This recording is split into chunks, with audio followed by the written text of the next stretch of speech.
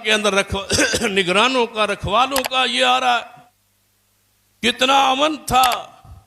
सैयदना अदी बिन हातिम रजी अल्लाह ताला अन्हु, ये हातिम ताई का बेटा नबी अलैहिस्सलाम का सहाबी है। अर्ज करता है या रसूल अल्लाह सल्लल्लाहु अलैहि वसल्लम, फरमाते हैं कि हजूर तशरीफ फरमाते, दो बंदे आए, उन्होंने अपने अपने इलाके का जिक्र किया। या रसूल अल्लाह, तंगदस्ती हमारे इलाके में बहुत ज़्यादा है और रास्ते पुरअमन नहीं है, खौफ है, जहाँ निकलते हैं लूट लिए जाते हैं। ये दो शिकायतें लेके आए, दो बंद। नबी अलैहिस्सलाम ने फरमाया कुछ अरसा इंतज़ार करो, मेरा इस्लाम, मेरा दीन, मेरा अकीदा ये फैलता जा रहा है, अनकरीब इस्लामी हुकूमत होगी। मैं मोहम्मद बशारत देता हूँ, तुझे खुशखबरी देता हूँ, न तंगदस्ती रहेगी न खौफ रहेगी। फिर अदी बिन हातिम ही दूसरी हदीस के रावी हैं, ये भी हदीस सहीह बुखारी में है। रसूल अल्लाह ने फरमाया अदी जी या रसूल अल्लाह सल्लल्लाहु अलैहि वसल्लम, तुम्हारी उम्र लंबी होगी। क्या फरमा रहे रसूलुल्लाह सल्लल्लाहु अलैहि वसल्लम अदी बिन हातिम को कि तेरी उम्र लंबी होगी, तू ज्यादा उम्र पाएगा तो तू एक अजीब वाकया देखेगा। ये या रसूलुल्लाह बताइए। फरमा हीरा से एक औरत जेवरात से लदी हुई निकलेगी, मक्का की तरफ आएगी हज के लिए, उसको पूरे रास्ते में अल्लाह के अलावा कोई खौफ नहीं हो। इतना अमन होगा, इतना सुकून होगा और तंगदस्ती का आलम। आपने फरमाया अदी वक्त आ रहा है, जरा तौहीद को, सुन्नत को, दीन को गालिब आने दे। वक्त आ रहा है कि तुम ज़कात लेके निकलोगे, ज़कात लेने वाला कोई नहीं हो। हजरत अदी बिन हातिम फरमाते हैं अल्लाह ने मेरी उम्र लंबी कर दी। फिर मैंने अपनी आंखों से वो उस औरत को देखा जो सोने से लदी हुई अपने इलाके मुल्क से निकली थी और मक्का तक, बैतुल्लाह तक उसको रब के सिवा कोई डर नहीं। पूरे रास्ते पुरान अल्लाह का ये वादा है,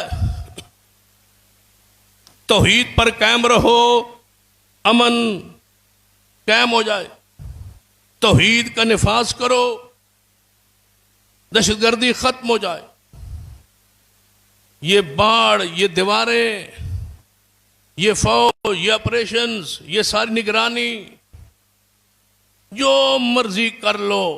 अगर 100% मुल्क में अमन चाहते हो, मुल्क के बड़े बैठ जाए, सोचे कि हमारे मुल्क में कहीं शिरक तो नहीं।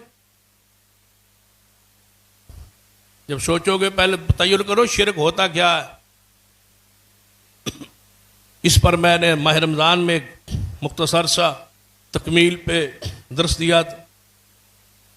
नबी अलैहिस्सलाम के ज़माने में जो जो शिरक होता था, जिसको हजूर ने सहाबा ने शिरक कहा, शिरक हुआ, मिटाया, वो शिरक आज मौजूद है।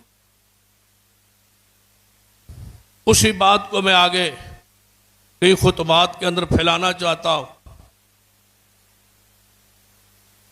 कि शिरक वही हो रहा है जो उस दौर में था।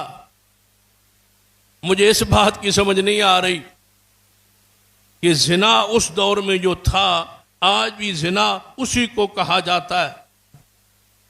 मुझे बताओ, जिना की तारीफ बदल गई है। बहादुर के ज़माने में जिना कोई और किस्म का था और आज कोई और किस्म का है। जिना उस दौर का भी वही था, आज भी है वही है। जिना की तारीफ नहीं बदली, अंदाज नहीं बदला, वही है। शराब वही है, जो उस दौर में शराब था आज भी वही शराब है। सूद वही है, सिर्फ शिरक बदल गया है। जिस जिस चीज को रसूलुल्लाह ने शिरक करार दिया उस दौर में, अगर आज वो हो तो जिस तरह उस दौर में वो शिरक था, आज भी वही शिरक। शिरक के बारे में हमें बेवकूफ बनाया जाता कि जी हम कलमा पढ़ते हैं शिरक का, वो तो काफिर थे जो शिरक करते थे, ये हमें कहते हैं ये मुशरिक। कलमा जो पढ़ लिया फिर शिरक कैसा, कलमा जो पढ़ लिया फिर ज़िना कैसा, कलमा जो पढ़ लिया फिर कत्ल कैसा, कलमा जो पढ़ लिया फिर रिश्वत कैसी। कलमा पढ़ के अगर रिश्वत लेता है तो राशि है, कलमा पढ़ के बंदे को मार देता है तो कातिल है, कलमा पढ़ के किसी का माल छुपा लेता है तो चोर है, कलमा पढ़ के किसी डाके रास्ते पे डाका मारता है तो डाकू है, और कलमा पढ़ के शिरक करता है तो मुशरिक है, माना जाएगा उसको मुशरिक, कहा जाएगा उसको मुशरिक। अमन किन लोगों के लिए है? जिस मुल्क में शिरक हो अमन नहीं हो। कुरान का वादा जो मर्जी कर लो, 77 साल हो गए हुक्मरानों को फौज बढ़ाते बढ़ाते बढ़ाते, लाखों में अमन हुआ नहीं। फौज से नहीं होता, शिरक के खात्मे से होता। फौज मुआविन होगी शिरक के खात्मे। मोहम्मद मुस्तफ़ा सल्लल्लाहु अलैहि वसल्लम ने क्या फरमाया था? हजूर ने अपनी कबीना में, अपनी हुकूमत में मजहबी उमूर किसके हवाले किए थे? औकाफ के मामलात किसके हवाले किए थे? महबूब खुदा सैयदना अली रज़ी अल्लाह। फरमाया अली, तुम हो मेरी दौरे हुकूमत और दौरे नबुव्वत में, तुम इस बात के जिम्मेदार हो। दो काम आपने पूरी इस्लामी हुकूमत में नहीं होने देना। तुम वजीर हो मेरे कबीना के। या रसूल अल्लाह, दो ड्यूटियां क्या है?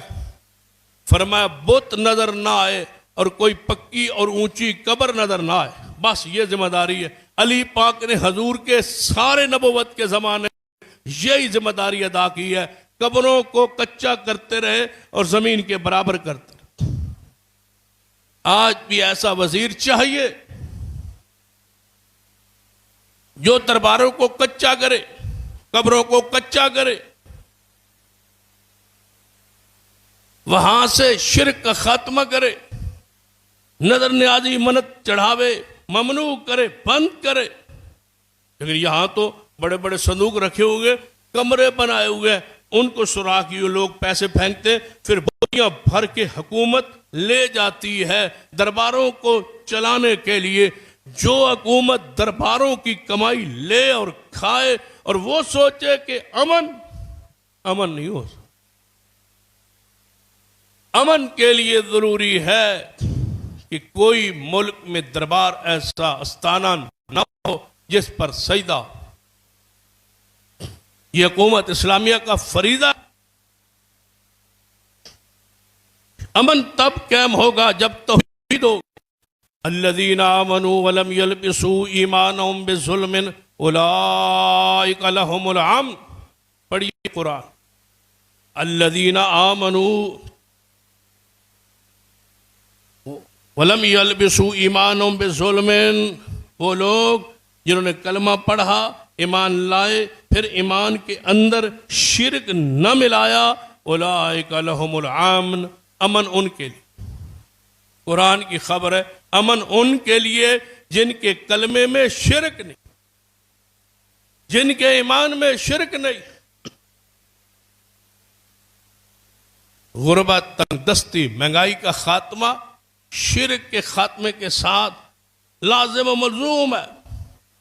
गारंटी देते शिरक का खात्मा करो, अमन अल्लाह की रहमत से कायम हो। तुम सोए रहना, फरिश्ते पहरा देंगे।